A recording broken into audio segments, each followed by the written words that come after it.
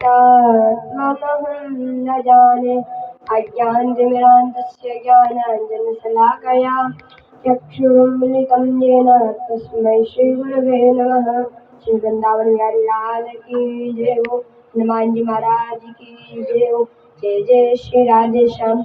तो आइए हम आज द्वितीय दिवस की कथा में प्रवेश करते हैं और द्वितीय दिवस की कथा में हम महाभारत में प्रवेश करते हैं। जो महाभारत उस समय महाभारत चल रही थी और कौरवों और पांडवों का युद्ध चल रहा था। तब जो दुर्योधन था उसकी सेना पूरी परास्त हो गई थी और तब दुर्योधन और भीष्म का गदा युद्ध चल रहा था।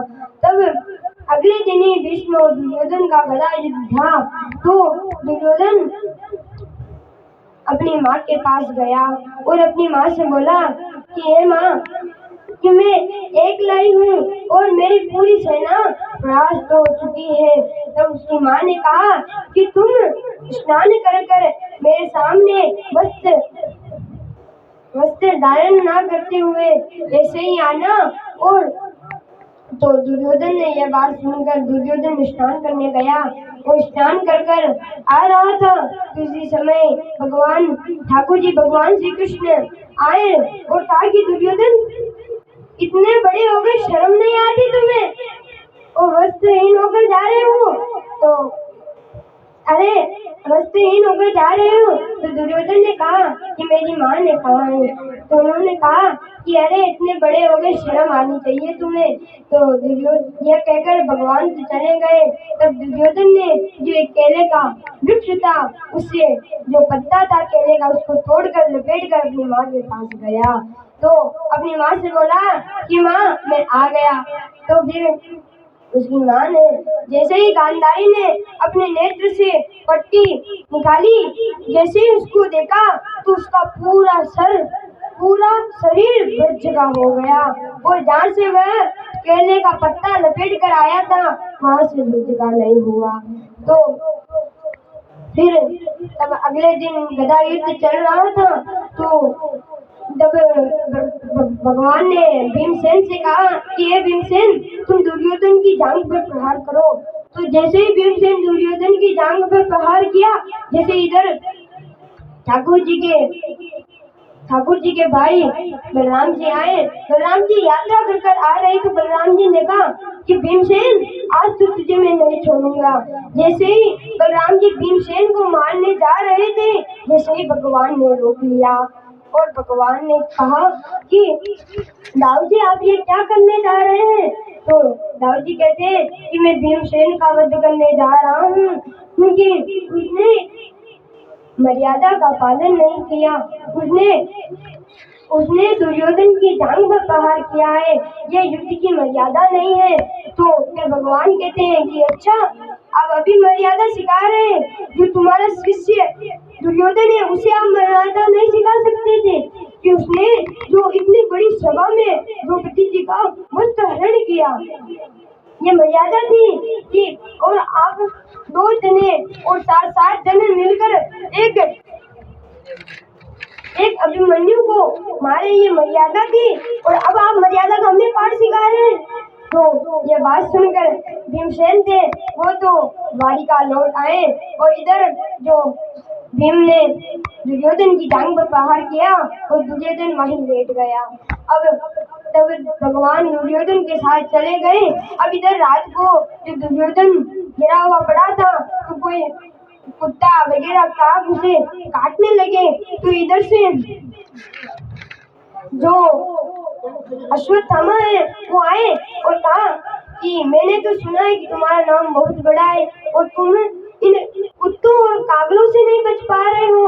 तब उन्होंने अश्वत्थामा ने कहा कि यदि तुम मुझे सेनापति बनाते तो तुम्हें यह देखना नहीं पड़ता। तो दुर्योधन ने कहा कि अभी तक मैं मरा गया हूँ, मैं तुम्हें अभी सेनापति घोषित करता हूँ। जैसे दुर्योधन की जांघ से जो रथ बह रहा था, दुर्योधन ने अपनी जांघ से जो रथ लेकर सेनापति का तिलक कर दिया। और अब आप तनिक विचार कीजिए, जो ब्राह्मण का पुत्र उसे चंदन नौली अक्षय से तिलक होता है, उस ब्राह्मण के पुत्र का यक्ष से तिलक हो रहा है, तो फिर अश्वत्थामा की पूरी बुद्धि नष्ट हो गई और अश्वत्थामा बुद्धिहीन हो गए। तो अश्वत्थामा एक वृक्ष के नीचे बैठे थे, तो अश्वत्थामा विचार कर रहे थे कि पांडवों की हत्या कैसे की जाए। तो अश्वत्थामा ने उस पेड़ के वृक्ष के ऊपर देखा कि कोई उल्लू रात्रि का अवसर पाकर काक को मारने आए।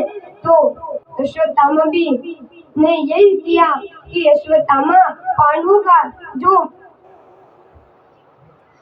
का शिविर था, उसके अंदर गए। तब भगवान श्री कृष्ण पांडवों को लेकर कहीं दूर गए थे, तो पांडवों की जगह जो पांडवों के पुत्र थे वह सो रहे थे। तो अश्वत्थामा आए और अश्वत्थामा ने उन पांचों का डर से गला अलग कर दिया। और फिर अश्वत्थामा ने देखा कि ये मैंने क्या कर दिया, ये मैंने घोर पाप कर दिया, मैंने ब्रह्म हत्या का पाप लगेगा मुझे। और यह दुर्योधन के पास आया और दुर्योधन से कहा कि मित्र, तुम जो काम 1 साल 2 साल इन सालों में कर नहीं सके, इस काम को मैंने 1 दिन में करके दिखाया है। तो ये दुर्योधन बहुत खुश हुआ और दुर्योधन ने कहा कि अच्छा, तो दुर्योधन ने कहा मुझे भीमसेन का सिर दो। तो जैसे अश्वत्थामा ने दुर्योधन को भीमसेन का सिर दिया, तो भीमसेन को जो दुर्योधन था उसके सिर को दबाने लगा, तो वह सिर वही फूट गया।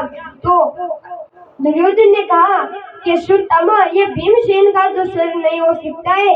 जब मैं गदा का भीमसेन के सिर पर वार करता था तो उसके सिर से चिंगारियों की आवाज आती थी, तो यह भीमसेन का चिंगारी निकलती थी, ये भीमसेन का सिर नहीं हो सकता। तो फिर जो दुर्योधन था उसने गौर से देखा कि ये भीमसेन की नहीं, भीमसेन के पुत्र सुतसेन का सिर है।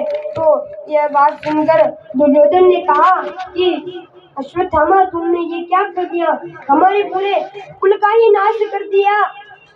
तो हमारे पूरे कुल का ही नाश कर दिया, अब हमारा कुल आगे कैसे बढ़ेगा। तो फिर दुर्योधन ने कहा कि अश्वत्थामा, तुम यहाँ से चले जाओ, वरना तुम्हें पांडव जीवित नहीं छोड़ेंगे। तो अश्वत्थामा था वहां से भाग गया।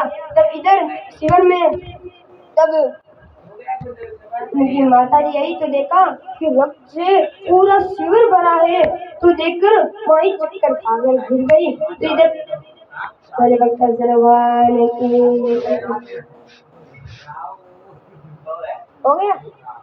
हो गया गुरु जी। जय जय श्री राधे श्याम वृंदावन बिहारी लाल की जय हो, हनुमान जी महाराज की जय हो।